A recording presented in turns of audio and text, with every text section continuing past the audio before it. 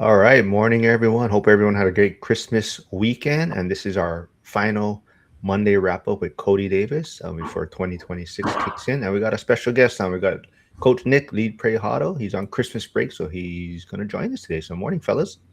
Morning. Happy to be here. No, Good morning. yeah. So, quickly, let's maybe talk about Christmas takeaways, what we did. And I know Cody was hiking quite a bit, right? So, Cody, how was your Christmas holiday? I got more steps than my average. Probably got as much as Uber gets every day. But nah, it was fun. So I got to hang out with family, went hiking, relaxed. Didn't think a whole lot about the rentals. So that was pretty nice. Nice. Coach Nick, how was your Christmas holiday, man? I know we talked on Saturday, but how was it? Oh, my Christmas break has been great so far. Going with friends, family. We have a Knott's Berry Farm passes too, so we went to their like Christmas thing. They have like Snoopy on ice and everything, and it was actually a lot of fun. It's another way to get your steps out here at amusement parks in SoCal. It's been a blast, especially the family time, enjoying that. We just went on that vacation during Thanksgiving break to Belize and Honduras, Grand Cayman, and Cozumel, Mexico. So we've just been chilling to kind of end the year in reflection and looking forward to 2026. All right, very cool. And we were kind of talking right before we went live. We're heading into 2026, but I think a lot of people sometimes forget on reflecting on the past year before they head into the new year, and trying to set all these goals and what they want to do. But sometimes it's better to reflect on how the past year went. And I think a lot of people know Cody's story, and this seems like the year that he's kind of transitioned a little bit. So maybe Cody, you can kind of reflect or talk about 2025. Yeah, well, this past 12 months was a cleanup year. I opted to do the build fast, scale big, relative to where I was coming from, of course. People that can buy bigger and faster, but it's all about where you're coming from. So I did that model from 2021, where I had at the beginning of that year, I had 24 units. And then at the end of the year, I had 81, and then scaled to a couple hundred and did a motel flips and RV park flips and home flips and a bunch of different things. And I am now cleaning those up, and this year was the year of paying for them. So going through the tough pills to swallow and exiting some partnerships, paying down a lot of debt, selling a few assets, and so it's just been a cleanup year. It's been a big learning year that mistakes have consequences, and it's smart to do it a little bit slower moving forward. So that's going to help me shape my goals. Yes, we'll get it out of the way real quick before Nick talks about 2025. But yes, the Bears had a tough loss yesterday, but they had a good showing. And Alex is a Niners fan, so he's here chiming in. But Nick, so yeah, 2025. How did you have you been reflecting back on it, or have you just been setting goals for 2026? Always some reflection going into the year. Just trying to decide, how well you did, which way you're going to go, because kind of knowing where you're at is helpful going into the future. As I told you, I coached basketball for 20 years. Every year, whether it was high school or college or travel ball, you're reflecting on your season, but you have to look forward to the next one, and in the next one, you're trying to figure out, what do you want to do next year? What do you want to have? Who do you want to be? And even now, right now, I'm like, where do I want to live? Whether it's like in Charlotte or here in SoCal or anything else. So reflection's a big part of life, and it doesn't matter if it's your investing. It could be your marriage. It could be your relationship with your friends, your family. It could be your relationship with your children. It could be anything. So reflection is an important part of growth. Being able to say you're wrong, being able to say I should have probably did this differently, or being able to say this is working, and I'm going to continue to do that, because reflection is a big deal, but it has to be honest reflection. If you're not honest with yourself, a lot of people like to rationalize. I have people I work with through my men's Bible studies and other things, and people, especially men, we like to rationalize our mistakes. Well, I did this because of that. No, no, no, no, no. What you did was wrong. You have to own it, and then you have to move forward in a way that's honorable to who you want to be and who you want to become, right? So that's the difference for me, I guess, is a lot of reflection on my transitioning to different things. Like, I did real estate. I had duplex. I built an ADU from the detached garage. The other one had an ADU, and went to those. I was my own property manager. Then I sold everything, and I went to Bitcoin and been doing that and learning how to do different things like covered calls and long options and different stuff, and even YouTube. Trying to reflect on the channel. Okay, I got 306 subscribers in 4 months. How do I, get to 1,000, or how do I become better, or how do I not get burnt out by doing a video every single day? So all those things are reflections going into the new year. And my wife and I have a good New Year's Eve that we're going to be planning. We do a business meeting every month. We got our Google Drives, and we go through these different steps. But we're going to be reflecting on what do we want in the future going forward. For you, Cody, has it anything changed maybe heading into 2026? Because you recently got married, so big changes for you in 2025, right? So 2026 would be your first year as a married couple. Is there any different outlooks or goals you guys have in mind in that sense? Yeah, we have liquidity goals, which I haven't really had a whole bunch of in the past. I've been in the mindset of if you keep earning more money and you have enough cash flow, you don't need to hold a bunch of liquidity. But if you add someone to the mix who wants more liquidity and you start talking about it, you see the benefits of it, and wherever you go, there you are, right? If you go to school, don't be surprised when you're in a classroom. So I was just of the mindset of go, go, go, go, go, and let's reinvest everything. And it's nice to look up and smell the roses. And that's what I got. Part of what I got in marriage is like, hey, let's look at what we have. Because she has her own properties and she's got her incomes and she's got disposable cash flow from things she's invested her time into and her money into. So now we have that goal of, hey, let's set 250 aside, and it'll probably be a money market or something simple that earns 3%. And it's not going to be an investment. It's just going to be to say we did it, prove to ourselves that we can set money aside, and just have it in addition to the property reserves in case anything ever does blow up. We all know that can happen in real estate. I think Uh, cool. anytime, Cool. well, I'm not saying you're over leveraged, but I think the great balance of marriage is finding a balance in everything you do. So I think that's awesome that you guys are working together. She is your complement, and it's very clear in this way. It's like, okay, I'm going to have a savings account. I'm going to get my high yield savings or whatever it is. And you might have just these benefits you never expected, like less stress, less strain, less worry, less concern. And I think a lot of people, whether it's in Bitcoin or stocks or real estate especially, you tend to be house rich and cash poor, and I know that because you move from one deal to the next and you're always leveraging that. But when you can build that account, you end up, in a way that allows you to relax, to enjoy life and not be worried, especially if you're in like a SoCal area when you're worried about evictions or things like that. You want to be able to have money on the side. And I think there's always, it's tough because as a Bitcoin person, you think money's going to zero. Fiat is terrible because they just keep printing it, buy Bitcoin. At the same time, if things crash, it's always great to have that cash there. So there's a lot of benefits that people don't think of. And I think that's wonderful that you guys are making that plan together. Thank you. Yeah, it's been fun to map it out. And this year we paid off car loans and consumer debts if we had any, and we had to eat through a wedding bill, which was not free. So we overcame a lot.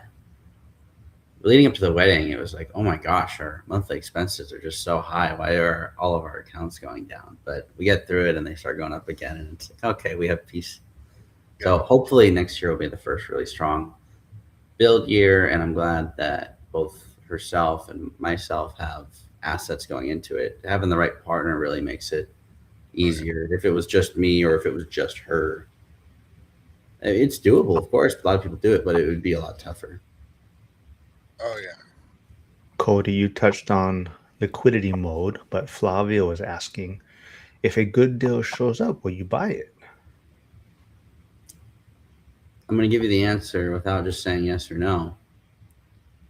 For every deal I've ever bought, with exception to maybe the last couple, I've never had the money in my account to buy it. So buying another deal would not hinder my ability to stack money on the side as long as it's cash flow positive and I'm not buying any more alligators. As I've told Zuber, I just acquired one that is pretty negative, but did it to resolve a past partnership. Talk about paying for your mistakes. So yeah, I would still buy a good deal, and the thing on that is a good deal to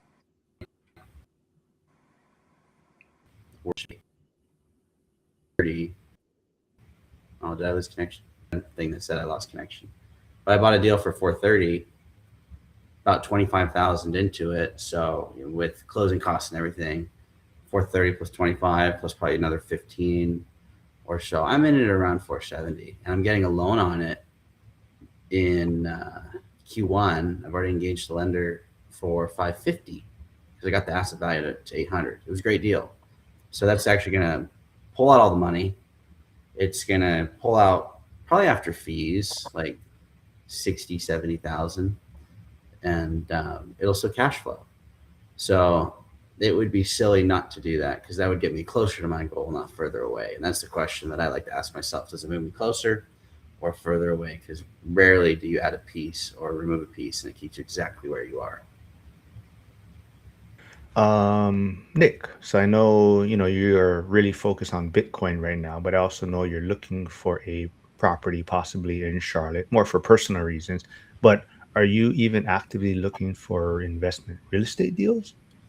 Well, even in Charlotte, I'm looking for like a detached garage, stuff like that, so where I could kind of build a ADU either on top of it or through the garage and extend that. But I think one thing that Cody said is that it turned into it's a great deal, not just a good deal. I want a great deal. I think the older you get or the more money you get or anything else, you try to value your time. And am I going to turn down a good deal? Maybe if there's a great deal there. You know what I mean? That's what I think the one thing that I would do, especially for real estate, because I still love real estate no matter what. I plan on doing it again in the future, especially in a state with more landlord-friendly laws than California has. So yeah, for me, I would just look for great deals. I put in an offer on a disrespectful offer. I guess they wanted 425. I offered 300 grand. Haven't heard from them yet because Christmas, you know what I mean. But I assume they're going to counter with something. But that's what I think. You're looking for great deals. So if you have it depends on your portfolio. But I just would be a little bit more patient, trying to find something that's great and cash flows, like you said, no alligators, because you're gonna want that later down the line, especially if you're gonna refinance, fix it up, maybe bring in more tenants, depending on the type of property it is. So yeah, that's what I think. Just reminding everyone that Nick and Cody are also both streaming on their channels right now. So you can also jump over there, subscribe, hit the like button, comment, but help the algorithm over there also. But this one is Alex, the accidental investor, says his 2025 lesson learned is don't buy an alligator.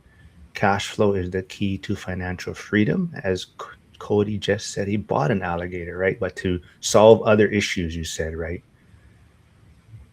Yep, I did that.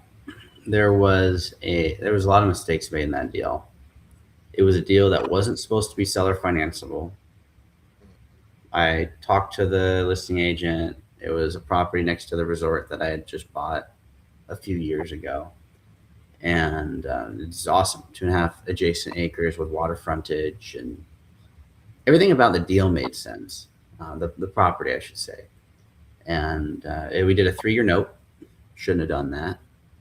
If it was not for that 3-year note, the deal would have stayed the way it was and it would have been fine. But I had to refinance, rates were higher, also had to buy out partners. I used some of my liquidity, which was unfortunate. That would go to Flavio's question. That would ruin that objective. But it simplified my universe because it got rid of partners. And as of right now, doesn't do great. But I'll get it to make a little bit of money, and then I'll just chalk it up to School of Hard Knocks and hopefully be okay. Yeah, I don't do partners myself. Why do I want to split the profit 50% or whatever else it is? So I understand why people do to finance deals. Maybe you wouldn't even be able to get the deal without them. But I don't like partners at all. One, because you don't want to ruin the relationship you might have with them. Two, people change when it comes to money as well. And then three, I don't want to split the profit. I think I learned that from Thatch to Win, of all people. If someone did all the right things in 2025 but still feels stuck, what do you think they're missing? What do you think, Nick? Well, it depends what they're talking about. How do they feel stuck? Do they feel emotionally stuck? Do they still feel stuck as financially, like they didn't do enough? Maybe they didn't push themselves. They didn't try to, go hard. Zuber talked about his a couple years ago. It was like he didn't grow that year, and he was just vacationing, living off his laurels or whatever. So I don't know what feel stuck is to that. I'd love to see it in the chat. Maybe you needed to push yourself harder. Maybe you didn't. Maybe you had something on your heart and your chest that you wanted to try and you just chickened out. Sometimes that happens as well. My friends and I, we call it the spirit of the chicken. Sometimes you get that spirit of the chicken and you're either afraid to talk to that investor, you're afraid to put in that offer, you're afraid to do another deal, or you're afraid to whatever. And when you have that, nothing is gained a lot of times. You feel stuck, you feel empty, you feel not yourself because you're not really being who you are. There's a reason you probably have those goals and ambitions in your spirit, in your heart. You have a drive that was built specifically for you. So I would think that's probably the reason. And then maybe you just feel stuck because you're working your W-2 job, but W-2s are great as well. They allow for great financing. They allow for steady income, and they allow for you to chase your dreams. The 9 to 5 pays for your family, and then the 5 to 9 pays for your future. So. Any thoughts on that one, Cody? This question? Yeah, it just depends where you're at in the journey. And an example, if you're at the stage of where Zuber is, which he's much farther than I am. He and I have talked about how I'm going to get to where he's at someday. But if you're where he's at and you do everything right, there's not going to be a year where you're not making progress because he has the resources, the know-how, he's got the ability to do deals that move him forward. If you're in year 1 to year maybe 3, you could do everything right and not buy a deal. Think about it like Dion's year 1. He couldn't just go buy a deal with the knowledge or the money or the resources that he had. So he did all the right things so that he could eventually make that move. But I imagine if he wanted to do that and he couldn't do it, he could feel stuck in year 1. You could do all the right things, but if you don't have the right resources to make a move now, what doing the right things looks like is setting yourself up. Personally, for myself, I've had lenders say, and this is the nice way of putting what they said, you're too poor for this loan, is what they said. So rather than just saying, well, I'm stuck where I'm at, part of that other goal with my wife is, hey, let's work together so that we have this extra cash that we don't touch just to show the lender we can do this, and maybe they'll stop calling us poor. Yeah. Great. I think that's kind of what Brady Morgan is saying. Would they be feeling stuck if they did all the right things? Oh, yeah. Maybe it's more a confusion as to what the right things are. You could definitely feel stuck. Yeah. Well, maybe too, they're in that 5 years of stuck. I was thinking about this the other day, the 5 years of stuck. In real estate, usually takes a while for it to get all the great benefits of real estate, right? Whether it's the cash flow, taxes, whatever. Well, I was thinking the same thing for maybe Bitcoin or stocks in general, that maybe it takes time for that compound interest or things to take effect, and we want everything so instantly now with the Amazon world, where we get our packages the next day or sometimes the same day these days. But I think that it's all a process, and if you're in a rush, John Wooden says, be quick, but don't hurry. So sometimes we're in a rush for something, but it's more hurtful than beneficial. Sometimes we need to slow down and reflect. I would even argue that Zuber year where he didn't push himself as much as he could, he needed the mental space, I think, to reflect and get back to normal. I mean, there was a time where I worked 4 jobs. I was doing taxes as an accountant, teaching, coaching, and my parents owned a construction company. And I was working all of those at the same time. But I needed the mental space later. I couldn't even do that right now. You know what I mean? Not because I'm not mentally free, but I don't know. I think there's just a time in life where you could go hard and all those things, and there's another time where you need a little bit of rest, a little bit of reflection, a little bit of a break, and then it sounds like Zuber, he's ready to kind of grab another deal, even though he doesn't need one. So I don't know how those people continue to just grow like that. For me, I'm kind of going like back to Thatch Nguyen. He's like, if you get 10 rentals and they're all paid off and they're getting 2,500 a month, you're set for the rest of your life. So I like how Dion does his lazy landlord. If I was him, I'm not him. I understand why leverage works, so it's not about that. But I'd be paying off all those quadplexes he has and just continuing to live great life. But I'm not in the hustle phase in my mind where I just want to go, go, go and do and make more and more. I just want to enjoy the time I have. Enjoy my kids, enjoy my wife, enjoy my vacations, enjoy my sightseeing. I was talking to Cody earlier just about I like to go to national parks. Our family's been to 33 of the 63 national parks. We've been to 39 states. We want to go to all 50 states, so we've road tripped through a lot of them. We want to see the world, and I want my kids to just remember the memories they have. On my refrigerator, I have all the magnets from the different places, and I see my children look at them, and they remember the things. And they're, what'd you like about that trip? Oh, I like the beignets from New Orleans or whatever it is. You know what I mean? I liked, we went lobster fishing when we were in Maine, and just different memories. And it's maybe paid by real estate, Bitcoin, your W-2, but don't forget to live your life as well. Where did it go? There was so as you touched on, Cody, about buying an alligator, Harrison Trade Better 99 is asking, what are your typical initial reactions when you realize you have an alligator property? Well, everyone I've bought into, I've known was going to lose money from the start, and I've bought a few. That's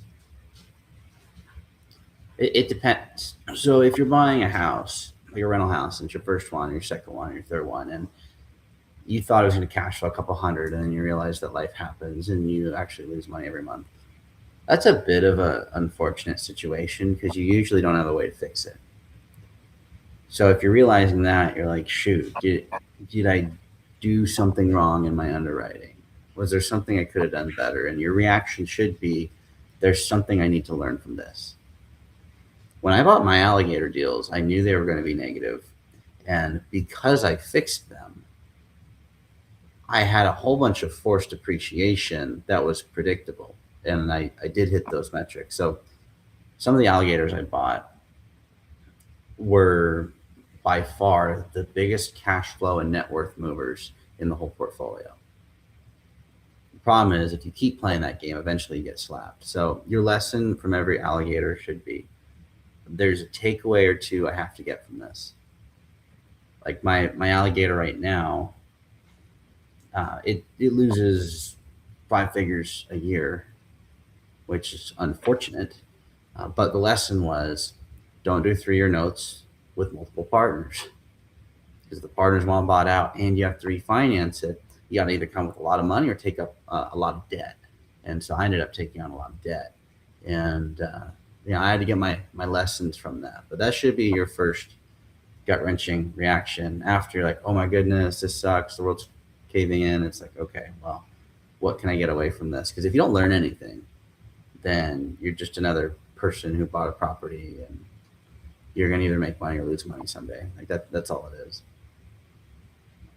Yeah, I want to piggyback on that. I think a lot of people buy rentals and they have like aspirations of what rent I'm going to get. I'm going to get this rent. And then, no, that's best case scenario rent.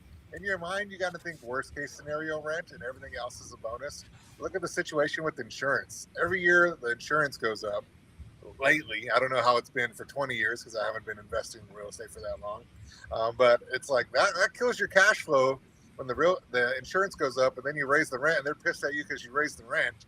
And at least here in SoCal, they don't like landlords very much. They just think that you're rich and that you're taking advantage of them. They don't understand that I had to fix these things, or I will have to fix these things like a roof, HVAC, whatever, and in 10 years or in 5 years or in whatever time it is, and I'm planning ahead. So I think one of the things you need to do, I'm a basketball coach, so I'm thinking of offense and defense all the time. but you got to be defensive a little bit. What if I get this rent price? What's the worst rent price you could take? And sure, things might go up over time, but so might the insurance and costs and everything else. In addition, you might actually want to put more money down. It's funny, a funny thing called an alligator, right? It's like, oh well, it's killing your cash flow. But you could put more money down, and anything could cash flow. You want to put 70% down, it's going to cash flow. So it all kind of depends on what you decide is a good deal for you. Just because if you put 3.5% down, it's going to be hard to make a great deal of cash flow the way you want it. But if you put 10, 15, 20, 25, it all depends. But you should not put yourself in a situation where you're going to be stressed out the whole time. And you have to put a worst case scenario. What happens if I have an eviction, tenant turnover, and they break things? I think you shouldn't be looking at this as an easy job, a passive job, or it's just going to be great forever. I mean, if you own your own home, things break all the time. I had my roof leak recently, and I'm like, I got solder, and it's just like, oh man, but I can handle it, no problem. But at the same time, things don't work out perfectly, and that's okay. You don't feel as stressed. Look at Dion; he has like you just call your handyman, they take care of it. But if you don't plan for mistakes, you're going to end up kind of failing in your plan and stressing, and probably impact your physical health or your emotional health with your family, your wife, your kids, whatever. So be careful. I know right now you're more focused on Bitcoin, but you had, like you said, you have real estate.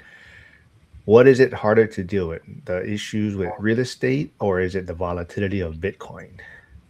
Well, hmm, I guess, well, Bitcoin's a lot more risk because you can't predict the future of something that is really just getting off the ground. 10 years, a decade of Bitcoin is still young. So you could have tremendous upside because you're at the beginning stages of it, but there is more stress because you're wondering if it's going to get global adoption and adoption nationwide. Real estate is something that's already been adopted, so it's more secure. You feel comfortable with it. It's not going anywhere. People need a place to stay, but there's not as much upside in that individual moment. But it could take 5 years, 10 years, whatever, to be comfortable and keep building through leverage and so on. But you might get a 100x return on Bitcoin, or look what's going on with gold. Gold's 70% return this year. Now that's not usually normal, so there's macro impacts. But I just like I like diversification. I know some people don't like that word. Some people say that's another word for less Bitcoin. You know what I mean? But for me, I like real estate. I like rentals. I like my niche of small multifamily. Cody's obviously, he's ability to adapt to all these different things is incredible. I'm more of a safe type of person. I got a teaching job. I wanted that safe check W-2 once a month that I get. So I'm not as risk averse, even though I ended up being more risky as I got older. I started doing real estate. I started being more entrepreneurial with Bitcoin and everything else. So you could change over time. You could stretch yourself and you could push yourself, but don't push yourself too far where you're throwing up because you're sick of the volatility of a Bitcoin drop or anything else. Even the idea of eviction, I thought people have those and it just ruins. I will never have another one. Look at Zuber, his first rental he talks about on Norris Drive, and he wanted to quit, and his wife was like, "No, we did everything right. Let's try to keep going." Imagine you're that close to your destiny, your future, your dreams, and you quit because the first hurdle, and it was a hard hurdle. Don't get me wrong. But because he didn't quit, here he is now, a successful man. And I think someone like Cody, Mark, or anybody in that field they're going to be successful because they just have something special about them inside that they're not going to quit. They're not going to give up, and they're going to learn their lessons and continue to grow from them. So, yeah. I think back to kind of the point of if someone feels stuck, even though they've done what they feel is, done everything right for 2025, I would kind of take what Flavio is saying is of now I understand why you have to be surrounded by people doing what you want to do. And I think if someone feels like they're behind or struggling, I think definitely trying to find your community or tribe in 2026 would be a great place to start. And like I said, we always talk about the school community or the one rental at a time community, but just find, the community or people that are doing what you want to do. Like if it's like Nick, I mean, I know you have like a group Bitcoin thread with your friends, I believe, right, that are doing more Bitcoin stuff. But I definitely think that um, helps you realize that you're on the right path, I think. I'm going to give you the downside of that real quick, too, though. So some of my friends in those groups are Bitcoin maxis, and they're like, "No, this is forever. This is amazing." And I have my holding Bitcoin and I have like my trading Bitcoin because I love the volatility. That's why I trade it. And long story short is I sold a bunch of that. They think I'm crazy, and then it dropped tremendously after that. Well, I still have my little holding stack, but my trading stack now I get to buy in cheaper because I wasn't tied into this is the best thing since sliced bread. I can't. I gotta just live there and be there forever. I'm not that type of person. I'm gonna go with the waves and the weather. And the weather's telling me this is a great time for surf. And then there's a time where it's not a great time for surf. So that's why I did my real estate. I did my rentals. I did my ADUs. I sold them at the right time. 2022 was my last one, and obviously it's been great since then as well. And I was able to rotate that into Bitcoin, and I'll rotate again. I still love it. I still love real estate. I love Bitcoin, but I don't think you should get stuck on, well, I got to do single family homes or I got to, whatever happens. No, I think you could pivot to whatever is going on with the weather to be safer in your portfolio and in your life. And sometimes your friends are great. And sometimes I got to stop that conversation with him because I'm like, are you going to hold it even if I went to zero? And they're like, yeah. I'm like, all right, you're the wrong person I need to talk to then. Talk to people that are willing to understand the weather. So sorry, the coach is coming out of me. And no, not El Salvador. It's my logo. You just can't see it as much when it's on my computer. I'm Italian though. Nothing wrong with El Salvador, but go Italy. Cody, Flavio's asking if you sell the alligator, it will solve the problem, or is it something that you like in your portfolio? Oh, okay. Yeah, I'd sell it. I mean, if anybody here wants a vacation home, it's great. 120 feet of waterfront, 2.5 acres, shop property, 2 RV pads, home with an ADU. It's 4,200 square feet. Where's it at? Hood Canal. So it's right next to one of the national parks, Olympics National Park. So if you want it, that'll be a vacay spot for you. You can trade. Charlotte. You'd only need 15 Bitcoin to buy it right now. Oh So man, if you got that's that. nice. Yeah. But yeah, it's cool. I would sell it if I got an offer for like 1.2. I'd just take the money and go buy some more apartments. So was that an Airbnb or was it It was when the partnership was running it. I'm running it just as long-term rental. okay, but it's kind of further away from things, so it's a little harder to get great rents. Is that what's going on, or? No, it's just not my normal property. I don't like rental houses. I mean, it's cool because it's got multiple income streams. Yeah. One of the 2 RV spots, and I didn't spend any time trying to rent the other one. You have a partner because it's like, why are you going to do all this work if, like you mentioned earlier, right? You don't want to split the profit. So I was the only one that was going to do the work. One of them is rented for 500. The shop should rent between 500 and 1,000. It's over 1,000 square feet. It's pretty big. There's another RV spot that should rent for 500. The downstairs units rent just shy of $1,500 each, and upstairs should rent between $3,000 to $4,000. So, and there's some comps that show north of 5, but not banking on it.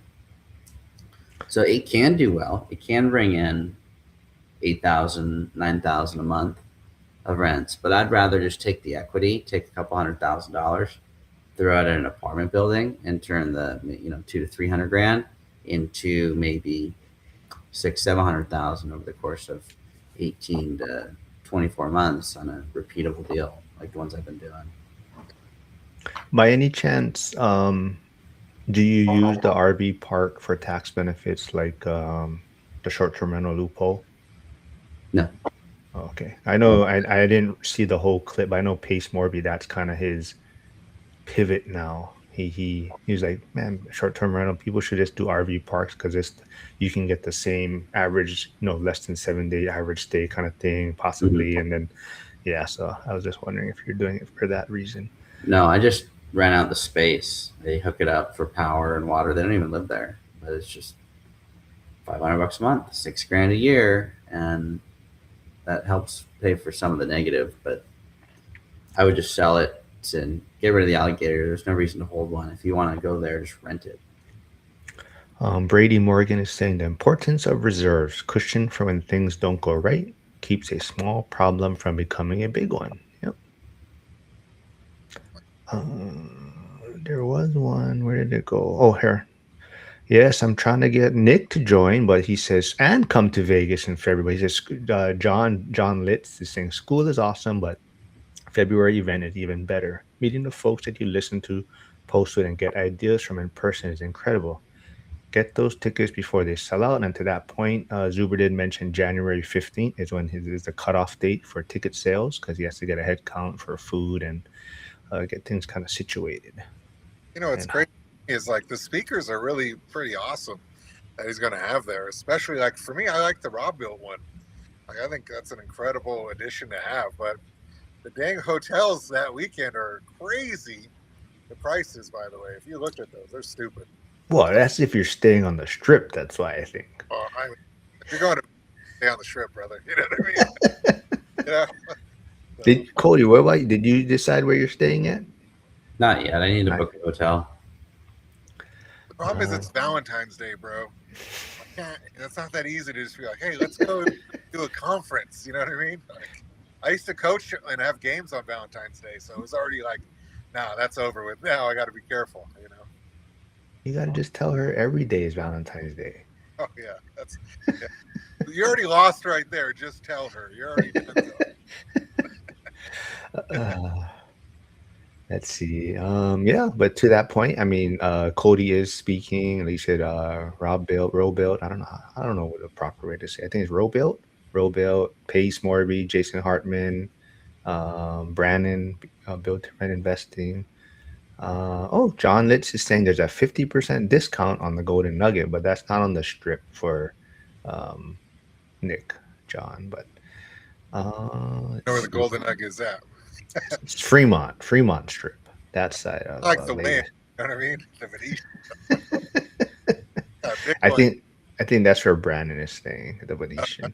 Oh, beautiful. But let's see what else we got here. Oh, Josh Burdick is saying, "How are you renting your RV spots? Self-managed? We've stayed at one, and that was totally automated online for booking and payments."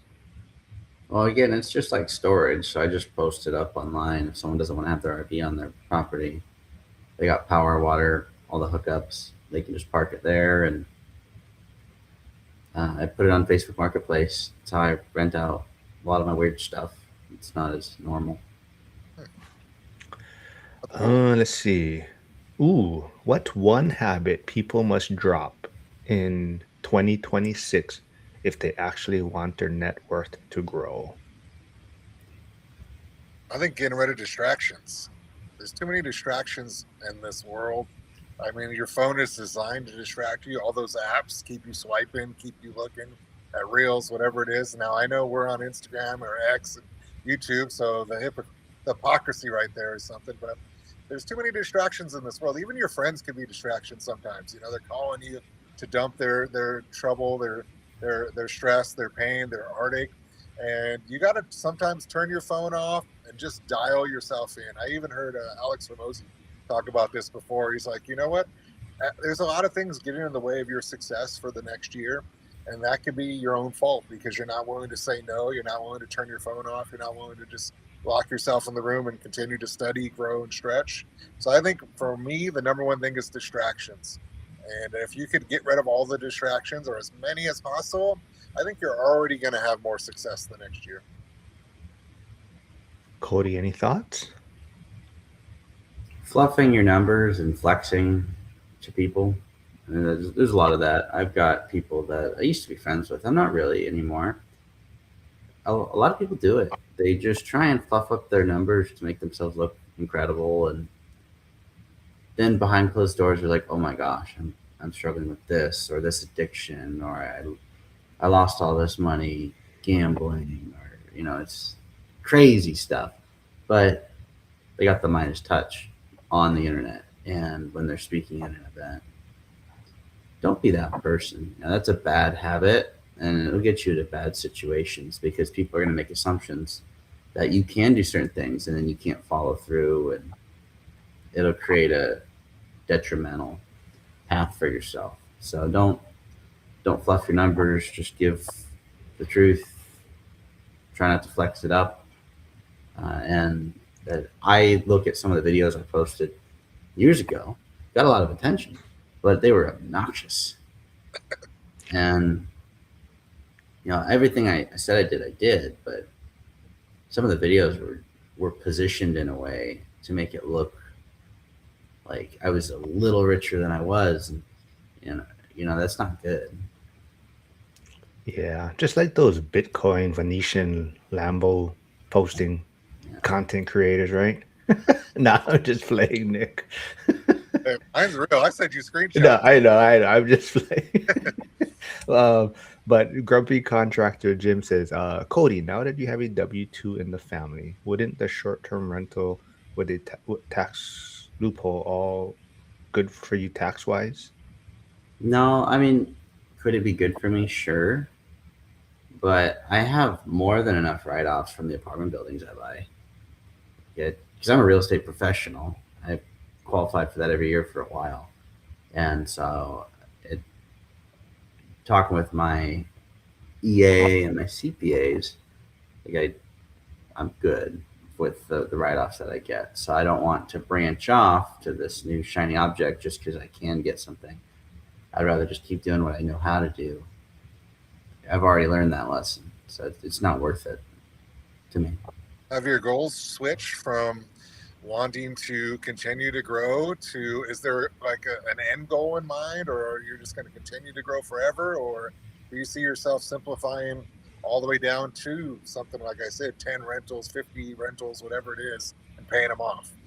10 wouldn't be enough in my market. 10, even high end single family rentals would be about 5 million in real estate, and that is significantly less than I currently hold. There wouldn't be a tax efficient way to get there. So I right now I'm repositioning stuff into newer apartments and townhomes. So I'm buying like 7 units that are adjacent to each other. There's a strip in the town where I live where it's like all seven plexes. And so I bought one, I've got the ground to build another one, and I'm buying the ground to build another two. And so that'd be 28 townhomes. And if I can reposition my older apartments into some of these, which I'm working on selling right now, then I'd have about 70 brand new townhomes without partners Nice. that are worth between 225 to, I mean, it depends where the market's at, right? But 225 to 250 a unit. And so that sits wherever that sits for valuation. But the cash flow would be more predictable. The capex would be more manageable. And from there, I'd have a foundation to then scale again. But I don't see myself ever going to 10 single family rentals. Couldn't do it. Charles is asking, Cody, how does one turn 300K into 600K in 18 months? Okay, well, let's give an example on that. So I mentioned the deal I bought for 430, but I'm going to use round numbers because I've done deals of this size too. You buy a $1 million project. The bank puts up 75%, the seller puts up 15% in second, and you put 10% down. It's a reasonable debt stack, and you can find banks in any decently sized market. Like I'm not talking 200 people or 5,000 people, but in any market, maybe you've got 30 to 50,000 or more, you can find a bank who will likely allow a seller second. And sometimes it's not going to be local. The one that's doing it for me is based in Texas when I don't own in Texas, I own in Washington. Found them through a mortgage broker. So you're putting 10% down because you have 90% debt. The bank note right now is going to be in the sixes, and the seller note is going to be whatever you negotiate. So you're putting 100 grand down, and you have 200,000 to remodel. So what I'd be looking for in that situation is what are strategic renovations I could do to increase the NOI? Because the type of deals I do are valued off the net income, the cash flow you'd get if you had no debt. That's all it is. That's all NOI is. How much cash flow you get if you have no mortgage payments. So I'd be looking to allocate that 200 grand into a renovation. It could be adding units within the existing structure, turning a 3-2 into a 2-1 and a 1-1 to get the rents up. It could be doing a remodel, take the rent from 800 to 1100. I've done that many times. Or taking the rents from 900 to 1400. I've seen that happen too on some of my stuff. But in that situation, turning 300 to 600, we're looking for a $300,000 value add. So if your cost basis is the million plus 200 reno, can we get that project to be worth 1.5 plus sales costs if you wanted to sell it? Can you do that with a $200,000 rental budget? And you're looking for that deal. That would become your buy box. But that's how I've done it again and again. It's 10% down plus some renovations, boost the value, and then refinance. So I bought a deal for 680, 120 down, borrowed the 120, got it to through 200 grand in renovations. Got to be worth 1.4 million. Got a loan on it for 985, and I've just done a bunch of deals like that over the last couple of years. Yeah, so you're 1031 exchanging your deals when you're selling them, or are you selling them straight up? Because that could be the difference in writing it off and not when you do the appreciation. I'm 1031ing some of them, and I'm not 1031ing others. Gotcha. It just depends on how I stacked it originally. Like there's properties where I've doubled the value, and it's not like I got a good deal when I bought it. I did a lot of work to it, spent a lot of time and money. I bought some of the worst properties in the county. And I bought some of the really nice ones too, but I bought a building for $2 million that was listed for $2 million for 13 years straight. It was listed for sale when I was 8, bought it when I was 21. And, Wow. now that one having appraised for 3.9. If I sell that, I of course will 1031 because that would be a large tax bill with the depreciation, all that. Whereas there's other buildings where it's smaller dollar figures, I'd rather just pay the tax and have time. So I think Brady is kind of giving the same game plan as Cody just mentioned. He says multifamily, decrease expense, increase revenues by reducing vacancy or raising rents. Can easily gain that much even with the same cap rate if you buy distress. And I think Cody, um, you were, is it kind of the 50-40-10 you just mentioned, the type of financing you're doing? No, it's 75-15-10. The Let's 50-40-10, the problem with there's always going to be a market for it. So I want to preface this. The problem I found is every 50-40-10 lender, the rates are terrible. We're talking 9%, 10%, sometimes plus. And having done a lot of deals and having the experience to qualify for all those loans, why the heck do I want to borrow on a long-term fixed rate debt product at 9 to 10%, even in the high 8s? When you can, on these commercial deals, you can get banks to be in the 6s and give you more leverage. So it's like, why would I want to get less and pay more? If that's your way in, you get in where you fit in. I'm a big believer in that. But I wouldn't do the 50-40-10 today unless I absolutely had to. And I hope I'm never in a position where I have to do a deal. That's a lesson though on financing too, because it could be a 10% deal, a hard money lender. It could be a commercial loan, which is a little higher than, a small multifamily that you might be doing, or a house hack, or, you can get different rates. So that plays a huge part into the financing of everything, the cash flow of everything. And doing your research, I think somebody said, I can't remember, I saw in here something about 2026 kind of being their year after they did a lot of learning. Well, those are the things that matter, the learning of rates and how they work, and cash flowing, and all those little things that you haven't done before. Just keep building upon your foundation. You get the property, maybe you're property managing it, maybe you want to grow and it's too much work for you, so you want to hire a property manager. There's so many different aspects to it. If you learn them, and actually learn them from honest people, not just kind of saying they got a million units and they never do any work for it, and all those lies. Deal with the honest people. You can start small and grow and build, and you're going to be more comfortable doing it that way because it's honest work. That's why I said earlier, you got to be accountable. Like, honestly, you got to have friends that tell you the truth. Hey, I want, maybe you don't say they're broke, but like, hey, maybe you can't afford this deal without stressing or straining the deal, or maybe things won't work out because you didn't run the numbers. So many times I see people, they just have the best case scenario. It's going to appreciate to this amount and it's going to cash flow this and my tenants are going to be perfect and nothing's going to break. And I know they don't say that out loud, but they're calculating it like that. And that's a huge problem. But Cody, to that, it's the same where it's a 90% combined loan to value, though, right? It Where is. It's just yeah, easier to make the debt work. I mean, yeah. it's way easier. So people are typing in the chat. I put a question out there. Says, are you entering 2026 for more clarity or more confusion, and why? So John Deconstructing Dreams is saying 2026 is all about getting my second short-term rental up and running and getting funds back up.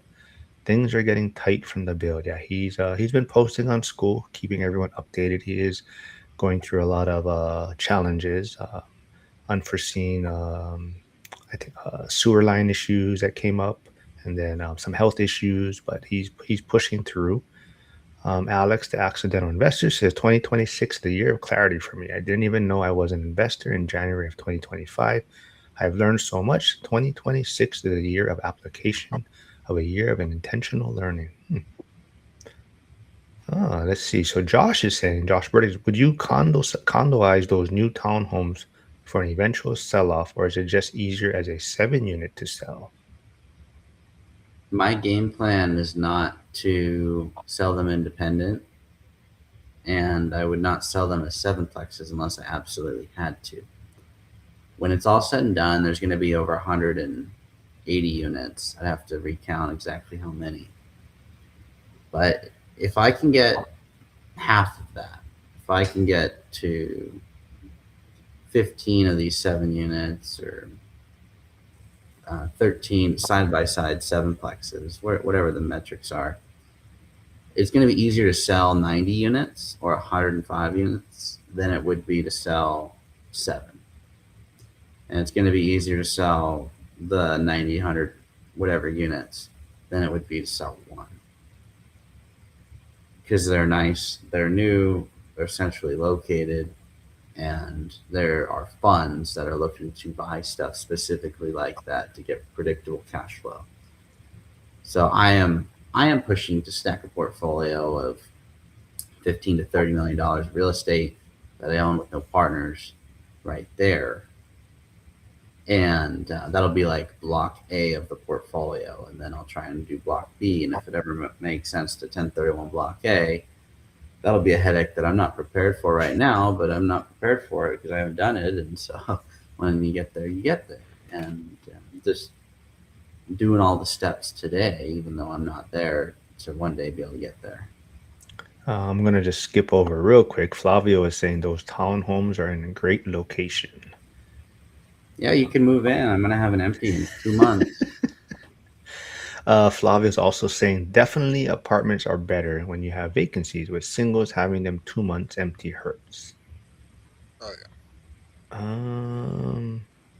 John Deconstructing Dreams is asking, do you find that tenants are of a better quality for small multis, 4 or less unit or apartment buildings? Multis, 4 or less units or apartment buildings?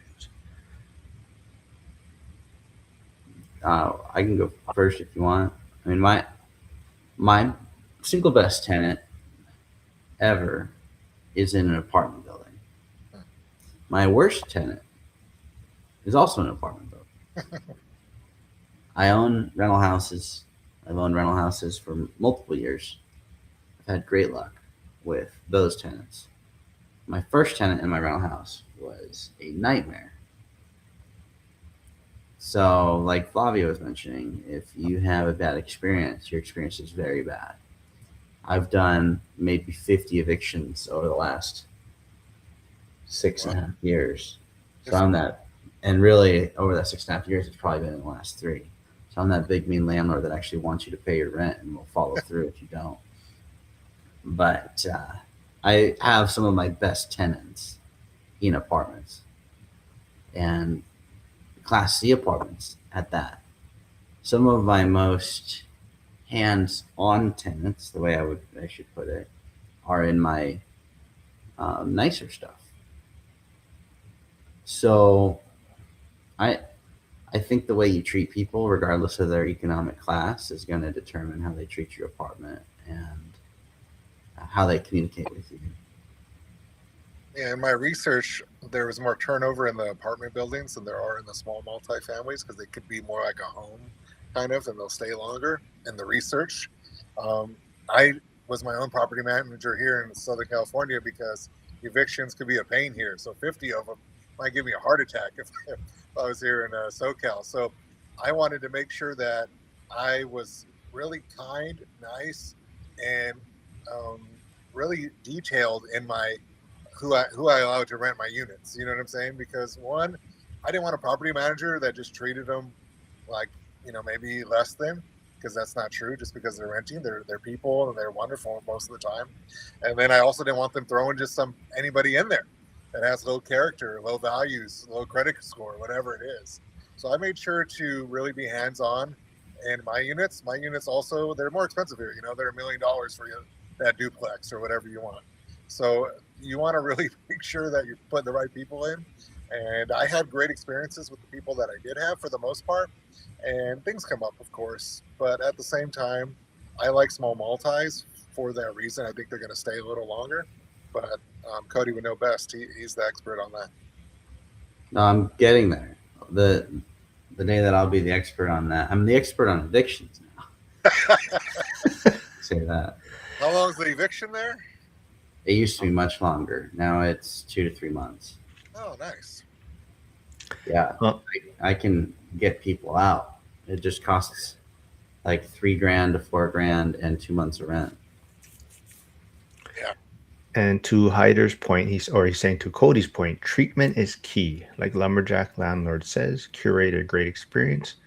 Great stuff. And I also want to point out, like Lumberjack, he's elite at what he does, and yet he still has tenant turnover or vacancies or evictions or tenant issues. So even someone who's elite and does everything probably exceptionally well, they even struggle, right? So those of you out there that are having problems or issues or tenant issues, just realize that sometimes it's just part of it. You can do everything right, you can screen them properly, you can think you're vetting them properly, and you still can have issues, and you just want to limit it as much as possible and always try and learn from it, like Cody said, I think earlier, learning from your mistakes and not making the same mistakes. But I think you can do everything well, and like I said, Lumberjack is a great example. I mean, as great and efficient as he is, he still has tenant turnovers and evictions he has to deal with. Do you think though that's from growing so big? You see, Dion, at least he seems to have less turnover. Like, Well, so I don't. is it I, easier to be hands-on when you have less? I, true, yes, but I think Dion. I mean, maybe he lives a charmed life or he's very fortunate. But you look, I mean, I think if you look like his Chesala, I believe, right? Picked up some properties, and like he says, like within the first 3 or 4 tenants she got, all of them needed evictions, right? So, Dion is helping her through this, and even someone close in his circle who is following his kind of blueprint is faces challenges, right? So you could do the same things and do the same processes, and yet for whatever reason, it just may not work out as well as you, right? And even he's kind of confused, like, right, like, man, I haven't had an eviction in how many years, and Chesla's first 3 tenants, like, all of them have to go through the eviction process, right? So I think knock on wood or what, but Dion probably has been, he put great systems in place, so he's probably limiting the risk, but at the same time, it can happen to anyone too, right? I also think too the macroeconomics of a K-shaped economy is the rich have money, they're doing just fine, but the bottom half of the K, they're hurting, they're losing jobs. We see that the labor market's hurting. People's wages have not grown in enough time, and things are expensive because of inflation. So sometimes I think with rentals dependent, that could be harder right now than it was 1 year ago, 2 years ago, 3 years ago, just for that simple fact that people are struggling. And when people struggle, they could also be struggling mentally because here in California, you're like, anywhere you are, you want to take care of your kids, you want to take care of your family. And when you can't, it brings a lot of stress. Divorces happen, separations happen, and people respond differently during all those situations. And it can be negative on your rentals. Brady Morgan, who's been a kind of regular viewing the channel recently. I thank you for stopping by. But he says 2026 is same clarity as always for me.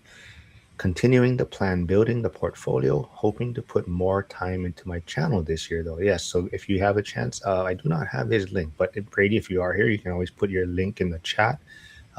He does a lot of new builds also in his area, so go check out his channel. I believe he's also finishing up on a book, so that should be coming out in 2026, I believe. Um, we'll wrap things up real soon. We'll get to these final questions. John is saying, I'm similar like Dion. I want to reduce the turns as much as possible. But on the other hand, I love the idea of being able to force the appreciation over lots of units for a major gain. Hard to decide the better option. Yeah, no, I mean, I don't think there's a wrong option, right? You just got to figure out what fits best for your lifestyle. I think to John's point, he always says he has less years maybe to hit his goal. He's on the older side. He has about 5 years to hit his for his pension, I believe. So for him, his timeline is accelerated, and that's why he is doing the short-term rental. He knows it's a lot more work and a lot more pain, but he's trying to generate more cash flow currently because his window is a lot shorter. He feels where he's at is in the stage of his life.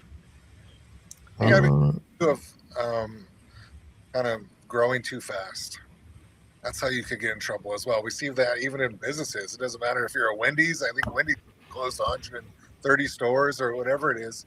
If you grow too fast, if you get too thin on your liquidity, and if you didn't learn your lessons early, and you want to kind of learn your lessons early as you grow. I like that scaling method that Brandon Turner talks about. Is you start with your single family maybe, and you go to your duplex, then your quad, and then your eightplex, and then your 16, and then maybe you're done at that point. But you kind of learn a lot along the way through each of those steps. And instead of being in a rush to get rich, you could actually go broke trying to get rich because you over leveraged yourself and overstressed yourself. And you haven't learned to get your systems in order in a way that keeps the tenant happy and that keeps you happy and less stressed. To be able to go on vacation like Dion and still be okay with your rentals took time for systems. You know what I'm saying?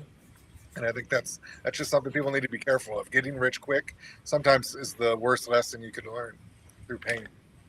And I would say on that, rather than just starting with the house, then the duplex and the fourplex, I think Brandon Turner made a video on that called The Stack way back when. Yes.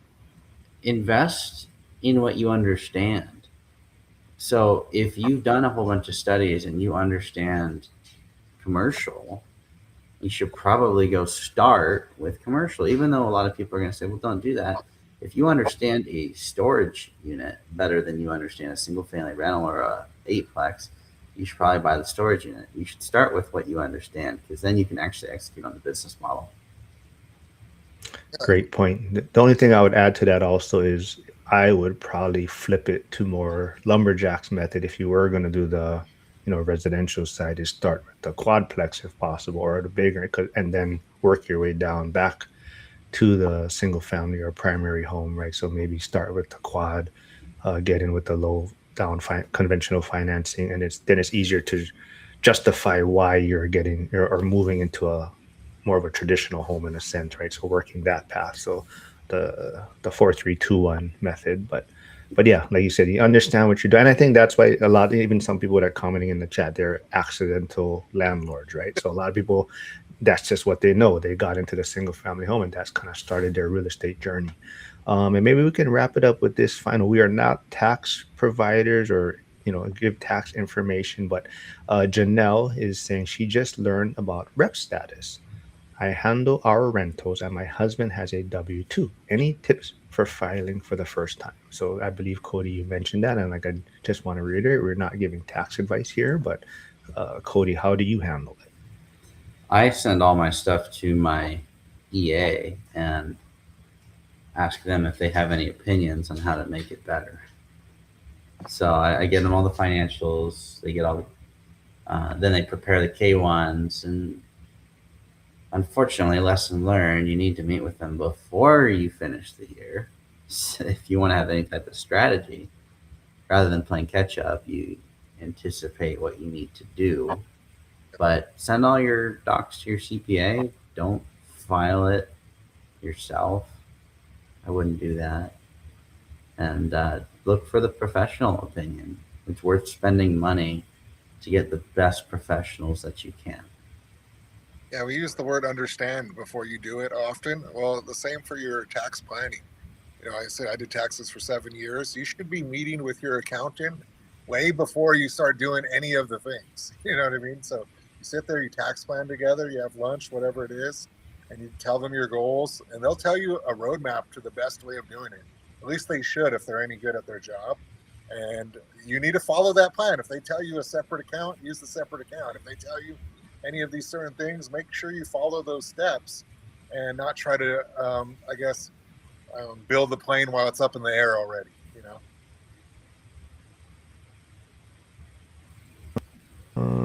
Where's the question? Somebody just asked what a EA is. I just saw. Where was it? Oh, there. Somebody answered it already. Enrolled agent. Yeah. So that's one of the things like Lumberjack touches on, like who he was seeking out for when he was looking for a tax provider or to do his taxes. He just didn't want, he wanted a certain qualification in his tax provider. But Janelle, I'd also say, yeah, a lot of it is just documentation, right? A lot of times, you have to meet certain thresholds, and usually they say if it's that easy to record it, most likely it won't be counted towards your hours and whatnot for the status. So, but there is apps out there too. I know there's like for Apple iPhone or iPhones, there's the reps tracker. So people use that to document and track all their hours for their rep status. And then you can provide that to your CPA. Get a CPA that does rentals. That's great for you. That's just something I recommend. Like, don't just go with any CPA. I know they're certified. I get it. I understand. But if they do rentals, they really expertise in that tax code for that. They can really help you save a lot of money and build your portfolio even faster because they know a lot of things. So I would recommend just doing your research. Hey, do you have rentals? No, and keep building. I believe Jen is asking, do most people have meetings with their CPA to talk about tax strategies? Like, oh, she says twice a year, or how often do you guys talk to your tax? I call mine. Well, I did taxes, but I call them even with them. I would call them before I do anything. Before I do any new deal, before I sell a property, I call them every single time I have a question for things like that, and they answer the phone. Maybe because I work there with them, but I don't. Even if I know the information, I still want another reliable source to make sure I'm not missing something. So I don't think it's hurtful to call them. And let me tell you, most people don't call their tax person at all. So in the off season, your accountant's probably free to answer a lot more calls than during the season, and that's when you should really heavily rely on them. All right. Well, this was a great episode. I thank Nick for helping us out, jumping on. He's on Christmas break. Cody had a long weekend of hiking. He has to get ready for his interview with Zuber coming up also. So hopefully he can get a quick nap. But any final words heading into 2026? Cody can go first for everyone. Mm, just be intentional. A lot of people waste their time doing things that don't matter to their actual goals. And you should be intentional with the time and the resources that you have and take every challenge as an opportunity to learn from it. Nick? Oh, I'm going to give you something I think is great. So take notes right now if you haven't already. As a teacher, I do a GPA assignment. It makes sense, right? Your grade point average. But in this case, it's goals, plans, actions. So I recommend you write down your goals for relationships, for finance, for physical health, mental health, spiritual health, 2 goals for each. And then you look at them and you look at which one's the one you think is the most important to you and cross out the other one. So now you have your goal that you really want to accomplish this year. So you have your goals, and then you move to your plan. You make a plan for each of those. You write it out, and then after that's your action. What's your next step that you're going to do? Right, your goals, your plans, your actions. I do that with all my students in class. And let me tell you, high school kids think you're wasting their time. You're like, what does this matter? And then later in life, they call me and they're like, Massey, that was incredible. I do that now with my wife. I'm like, yeah, you didn't like it then, but you'll like it now. So just something I recommend going into the new year. Sit down with your wife, do a GPA assignment. I love that. And if you haven't figured out a goal yet, maybe the goal should be to attend the Vegas event in 2026. So those of you out there that haven't purchased your tickets or are still on the fence, you have a few more weeks to get those tickets. Go check out your hotel, your lodging, where you're going to stay. Most of us are going to be at the Grand or the Nugget. It sounds like a lot of meetups are going to be going on. I'll be back tomorrow. Brandon is unable to do it, but Curtis, who's also a teacher who's on Christmas break, is going to fill in. And Hold It with PM Jen is also going to be back. She's a fan favorite now. People keep asking her to come back on. She's a property manager in Pennsylvania, and people just love her energy. So she'll be joining us tomorrow. But everyone, thanks for tuning in. Cody, Nick, see you guys in the new year, I guess, after this, if not. But All thanks for right. doing this. All right,